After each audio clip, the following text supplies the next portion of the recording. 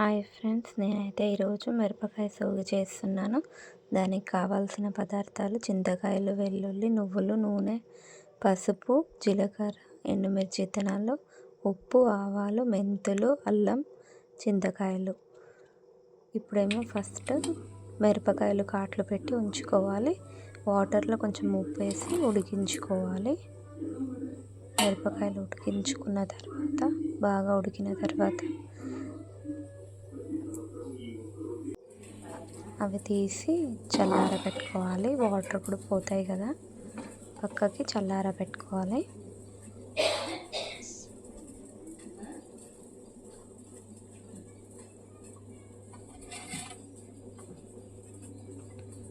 తర్వాత చింతకాయలు తీసుకొని ఒక బౌల్లో వేసుకొని వాటర్ వేసుకొని ఉడికించుకోవాలి. చింతకాయలు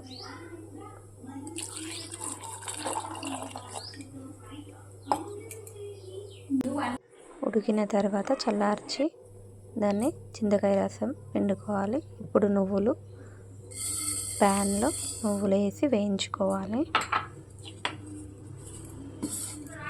నువ్వులు కూడా వేయించి పక్కకు ఉంచుకోవాలి. నెక్స్ట్ అదే ప్యాన్లో ఆయిల్ వేసి కొన్ని మెంతులు, కొంచెం ఒక టేబుల్ స్పూన్ జీలకర్ర వేసి వేయించుకోవాలి. వేయించుకొని మిక్సీ జార్లో పక్కకి చల్లార్చుకోవాలి. బ్రౌన్ కలర్ వచ్చాక తీసి మిక్సీ జార్లో చల్లార్చుకోవాలి. నెక్స్ట్ అదే ప్యాన్లో ఆయిల్ వేసి కొంచెం వేడైన తర్వాత ఎండుమిర్చి విత్తనాలు, కొంచెం ఆవాలు,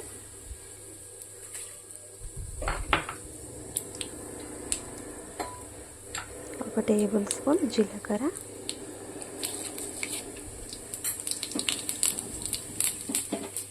ఇదంతా అయ్యాక మిరపకాయలు వేసుకోవాలి. ఫ్రెండ్స్, ఇందాక చల్లార పెట్టుకున్నాం కదా, ఉడికించుకొని అది మిరపకాయలు వేసుకున్న తర్వాత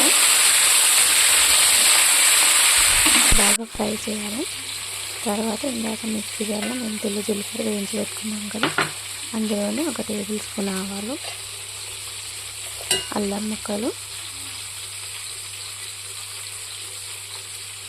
కొన్ని వెల్లుల్లి, కొన్ని తగినన్ని,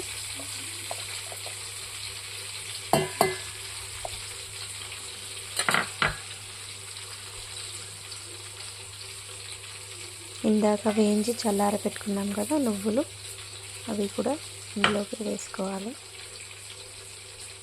తగినంత పసుపు, తగినంత ఉప్పు,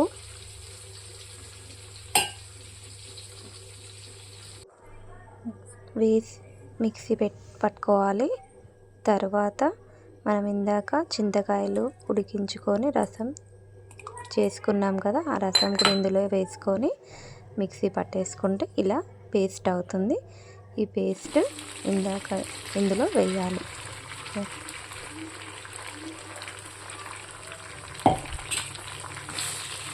ఇది బాగా కొంచెం ఫ్రై చేయాలి. ఫ్రై చేసిన తర్వాత